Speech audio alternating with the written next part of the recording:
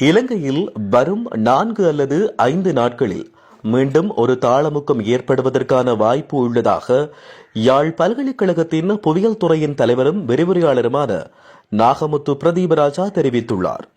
இது தற்போது வந்த பெங்கல் புயலை விட உக்கிரமாக காணப்படும் என தகவல்கள் தெரிவிக்கின்றன. தென்மேற்கு வங்காள விரிகுடாவில் நிலை கொண்டுள்ள பெங்கல் என பெயரிடப்பட்டுள்ள புயல் எதிர்வரும் மணித்தியாலங்களில் மேற்கு அல்லது வடமேற்கு திசையில் நகர்ந்து வட தமிழகம் மற்றும் புதுச்சேரிக்கிடையான கரையை கடக்கும் என எதிர்பார்க்கப்பட்டது. குறித்த புயல் திருவோணமலைக்கு வடக்கே 420 கிலோமீட்டர் தொலைவிலும் காங்கேசந்துறைக்கு வடக்கே 280 கிலோமீட்டர் தொலைவிலும் நிலை கொண்டிருந்ததாக அந்த அறிக்கையில் தெரிவிக்கப்பட்டுள்ளது.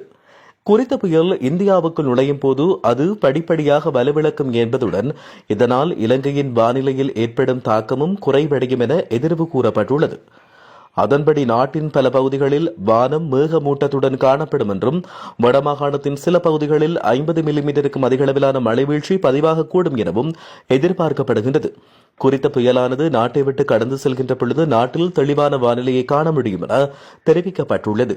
அத்துடன் வடக்கு, வடமத்திய, வடமேல், மேல், மத்திய மற்றும் தென் மாகாணங்களில் இடையிடையே மணித்தியாலத்திற்கு 55 கிலோமீட்டர் வரையான வேகத்தில் பலத்த காற்று வீசக்கூடும் எனவும் அவர் குறிப்பிட்டுள்ளார்.